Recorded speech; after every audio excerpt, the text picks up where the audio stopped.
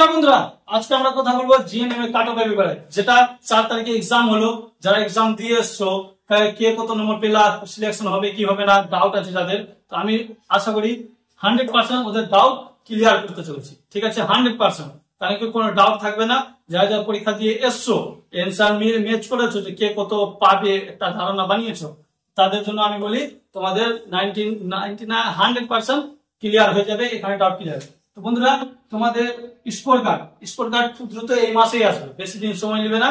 তোমাদের এই মাসে লাস্ট উইকে, চাই সামনের মাসে ফার্স্ট উইকের মধ্যে তোমাদের স্কোর কার্ড চলে আসবে। বন্ধুরা, মেন টপিক আছে কাট অফ, যে কত পেলে আমি গভর্নমেন্টের চান্স পাবো, এটাই আছে মেন। সবাই আশা করি ওইটার জন্যই এক্সাম দিয়েছো, ভালো মতন খেটেছো, পড়েছো। ঠিক আছে, তো গভর্নমেন্টের চান্স পেতে গেলে কত মার্কস লাগে। তো বন্ধুরা, আমি তোমাদেরকে প্রথমে বলি ক্যাটাগরি ওয়াইজ।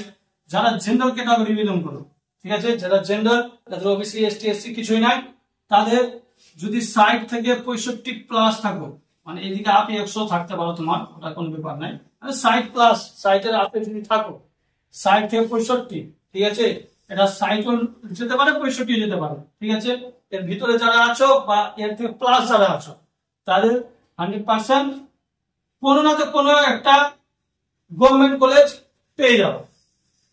জেনারেল যারা আছো, এবার বলবো ওবিসি বি।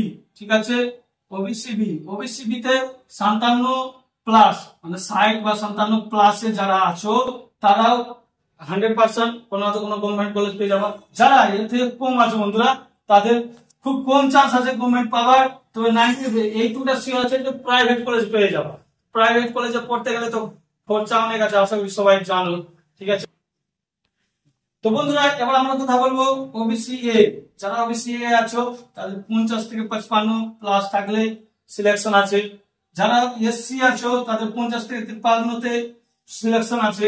এসটি যারা আছো, তাদের 40 থেকে 45 এ সিলেকশন আছে। কোথায়? গভর্নমেন্ট কলেজে। আমাদের ওয়েস্ট বেঙ্গলে যে কোনো গভর্নমেন্ট কলেজে তোমরা এই মার্কসের ভিতরে থাকলে, তোমাদের স্কোর কার্ডে যদি এইগুলো নম্বর আসে, এটা বলবো না যে 60 লাগবে, কমও যেতে পারে, ওটা বলতে পারছি না, এখন কমও হতে পারে। কিন্তু বর্তমানে বলবো যে যা স্টুডেন্টের ভিড় আছে, ওই তুলনা করে আর আমাদের টিম যেটা অ্যানালাইসিস করে তৈরি করেছে, যে এর উপরে থাকলে তারা 100% গভর্নমেন্ট কলেজ পেয়ে যাচ্ছে। 100% গভর্নমেন্ট কলেজ পেয়ে যাচ্ছ, কোনো আর কনফিউশন থাকবে না, না পার কিছু থাকবে না। যারা যাদের মানে এক্সাম খুব একটা ভালো হয়নি, কম নাম্বার পেয়েছো, তাদেরকে বলবো অবশ্যই ভালো মতো ট্রাই করো, যাতে নেক্সট এক্সামে তোমাদের এর থেকে ভালো র্যাঙ্ক আসে। ঠিক আছে, এখানে আরেকটা কথা আছে বন্ধুরা, তোমাদেরকে ছোট্ট করে কথা বলি, যে যারা যারা হয়তো কেউ আছে জেনারেল থেকে 50 পেয়েছো, তুমি কাউন্সিলিং করবে না ভাবছো যে না কাউন্সিলিং করে কি হবে, গভর্নমেন্ট কলেজ তো পাবোই না, তাদের উদ্দেশ্যে বলবো বন্ধুরা, কাউন্সিলিংটা অবশ্যই করো। কারণ কাউন্সিলিং করতে বেশি তো না, 500 টাকার মতো মনে হয় অ্যাপ্লিকেশন ফি আছে। কাউন্সিলিং করো, বলা যায় না। কাউন্সিলিং এই জন্য করতে বলছি, বলা যায় না যে 50 নম্বরে তো যে হবে না, এটাও বলা ভুল।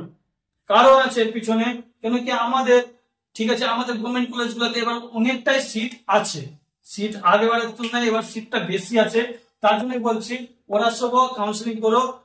আশা করি সবার না, যারা এর ভিতরে আছো তাদের তো আমি বলেই দিলাম যে হয়েই যাবে, আর যারা একটু কম আছো তারাও কাউন্সিলিং করো।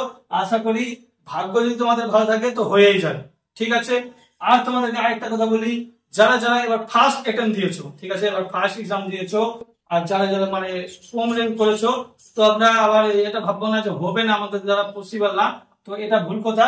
তোমরা ট্রাই করো, তোমাদেরও হবে। ঠিক আছে, তো আশা করি কোনো মানে বুঝতে যদি ভুল হয়ে থাকে তাহলে অবশ্যই অবশ্যই কমেন্ট করবা।